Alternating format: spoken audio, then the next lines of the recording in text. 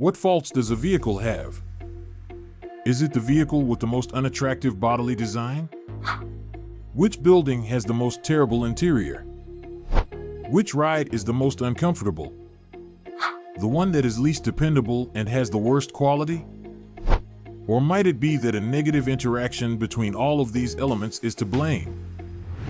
The designers and manufacturers of automobiles have, over many years, been responsible for the production of a large number of vehicles, which, sadly, have been sold at dealerships and, even more sadly, have been acquired from those dealerships.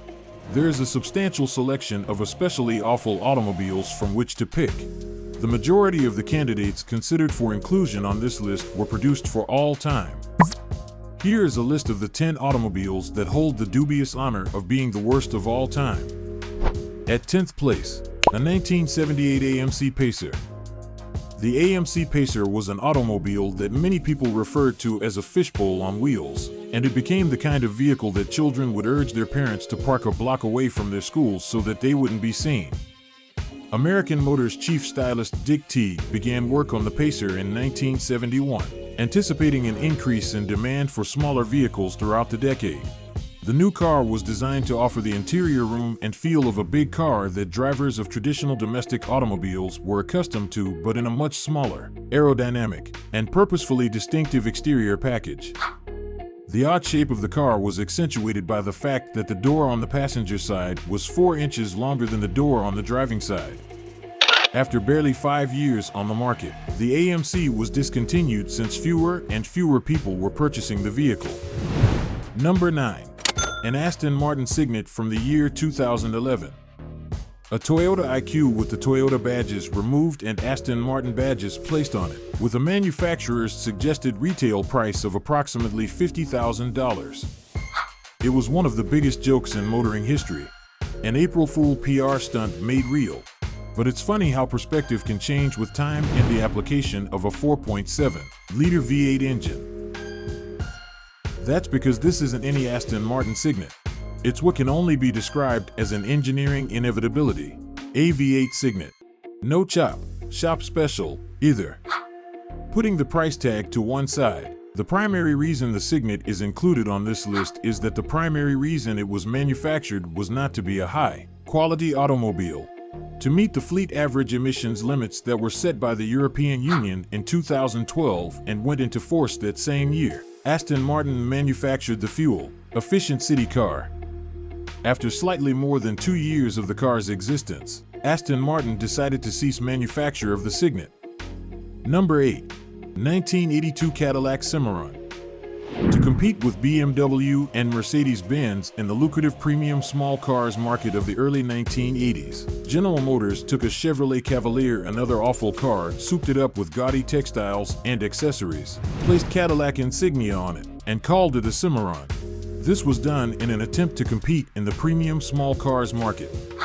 Everything that was wrong, venal, lazy, and mendacious about GM in the 1980s was crystallized in this flagrant insult to the good name and fine customers of Cadillac. Stated time. This insult to the good name and fine customers of Cadillac was a flagrant insult to the good name and fine customers of Cadillac. Number 7. 1955 BMW Isetta. This 3-wheeled, 12-horsepower, single-cylinder German city automobile may very well be the most embarrassing vehicle the German auto industry has ever made. The Isetta did not come equipped with reverse gear and only featured a single door that was positioned at the front of the vehicle.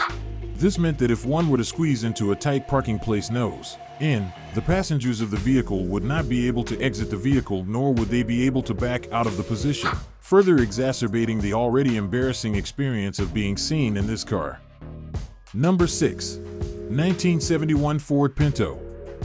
Any vehicle that has a propensity to spontaneously burst into flames when involved in low-speed rear-end collisions is deserving of a place on the list of the worst cars in the history of automobiles.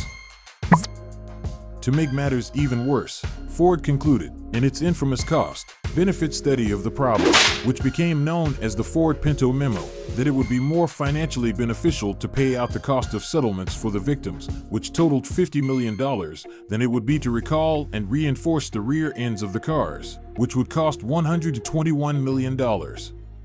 Number 5. 1972 Lincoln Continental Mark IV. Without delving too further into the internet, we may have found the answer to where the expression hunk of junk came from. The Lincoln Continental Mark IV, the fifth generation of what was once considered to be the pinnacle of American luxury automobiles, is now an ugly, slow, ponderous, graceless, and just plain uninteresting car.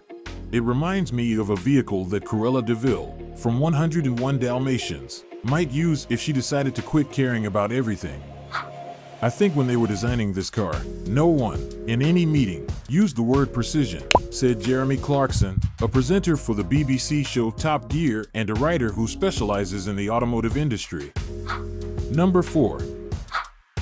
Reliant Robin. Given that it only had 3 wheels, it's easily one of the most unusual and intriguing automobiles on this whole list. But it wasn't the fact that it had 3 wheels. Rather, it was the configuration of those 3 wheels. 2 were in the back, and 1 was in the front. This rendered the vehicle extremely unsteady, particularly when negotiating turns at speeds greater than 25 miles per hour or at angles greater than 45 degrees. Despite the car's silliness and inability to meet everyday needs, its one-of-a-kind design has helped it develop something of a cult following. As long as you don't take it too seriously, quite a few individuals find that they love driving this automobile. Number 3. 1978 FSO Polonez. Many people believe that the FSO Polonez is one of the least dependable and least stylish automobiles that has ever been produced. The following is what Jeremy Clarkson had to say about the Polonez.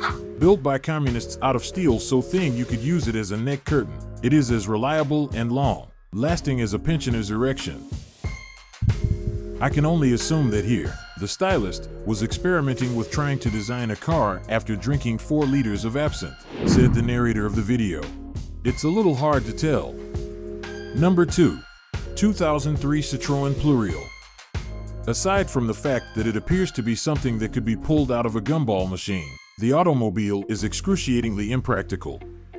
To reassemble the roof, not only do you have to manually take it apart, which is an extremely laborious and time-consuming process, but you also need a Lego instruction manual to do it.